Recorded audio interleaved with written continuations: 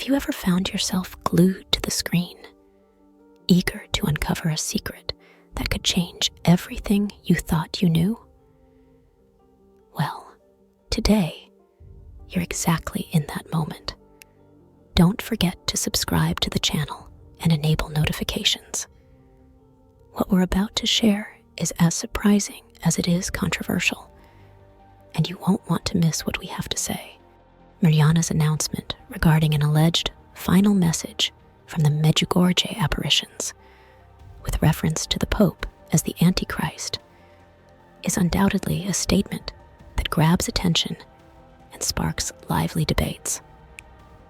However, it's crucial to adopt a balanced and critical approach in the face of such sensational claims, especially considering the context of the apparitions themselves and the position of the Catholic Church on them. The Medjugorje apparitions, which began in 1981, have generated intense interest among believers and religious researchers worldwide. However, from the outset, the Church has maintained a position of caution and initiated a thorough investigation to assess their authenticity. Despite millions of pilgrims visiting Medjugorje over the years and experiencing profound spirituality, the Church has yet to issue an official statement on the status of the apparitions. In the context of this lack of official pronouncement, Mirjana's statements about the alleged nature of the final message raise crucial questions. Before blindly accepting such claims, it's essential to consider several aspects. Firstly, one must evaluate the authenticity of the apparitions themselves. If the Church has not issued official confirmation, significant doubts arise about the credibility of any message attributed to them, including what Mirjana claims to be the final message. Secondly, it's necessary to carefully analyze the content of the alleged message.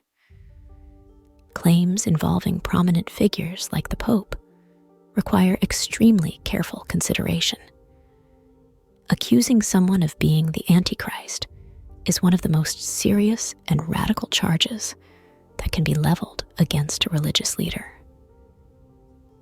It's therefore crucial to question the coherence of such a message with the tradition and teachings of the Catholic Church, as well as with the individual and his actions. Thirdly, it's important to consider the cultural, social, and political context in which these claims emerge. The Medjugorje apparitions occurred during a period of intense social and political transformation in the Balkan region, characterized by ethnic and religious conflicts. This context can influence both the perception and interpretation of the apparitions and their messages. Finally, it's essential to promote open and respectful dialogue between those who accept and those who question Mirjana's claims. The exchange of different opinions, supported by critical and informative analysis, can lead to a deeper understanding of the spiritual and religious issues involved. Certainly, the term Antichrist has a long history of various interpretations over the centuries. It has been used to describe a wide range of figures and movements seen as contrary or distorted to the teachings of Christianity. This concept has sparked heated debates and fueled many theories and speculations. However, when referring to the Pope as the Antichrist, an issue of extraordinary scope and sensitivity arises. The Pope, as the spiritual leader of the Catholic Church, represents for over 1 billion believers a symbol of authority, guidance, and religious teaching.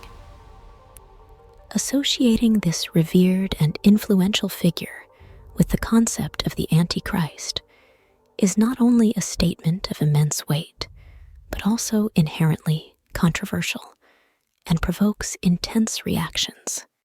This assertion raises not only questions about the nature of the papacy and its role in the Catholic faith, but also about the theological and social implications of such a claim.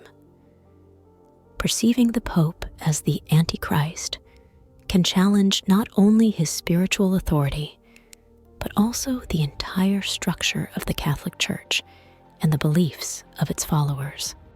It's important to recognize that such an interpretation is not shared by everyone and elicits very different reactions within and beyond the Christian community. Some may see it as a critical challenge to the Church's leadership, while others may view it as an extreme and offensive view.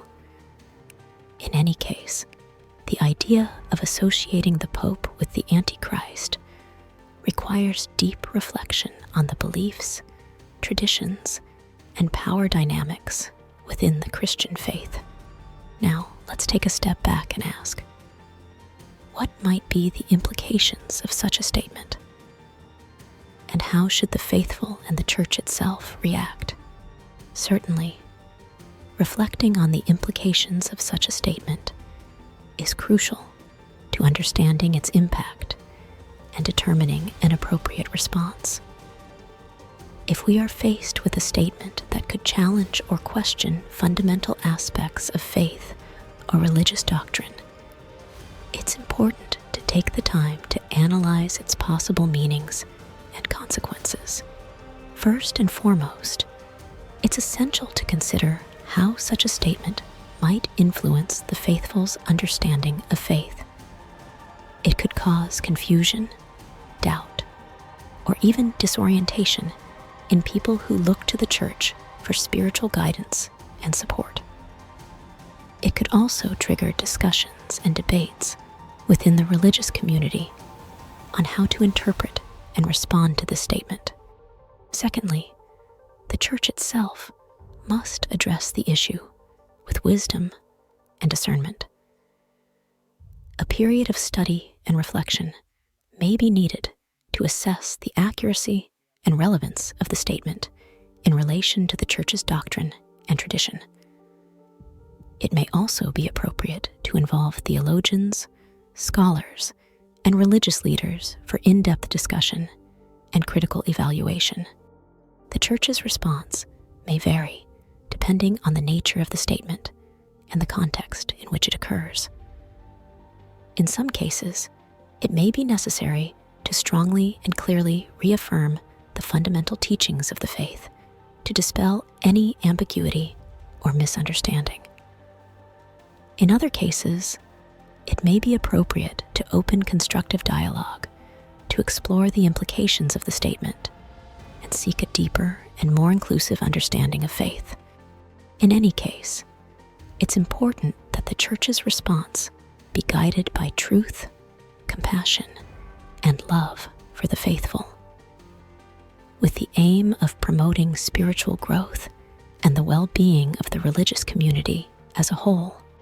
Dialogue and mutual understanding are more important than ever in times like these.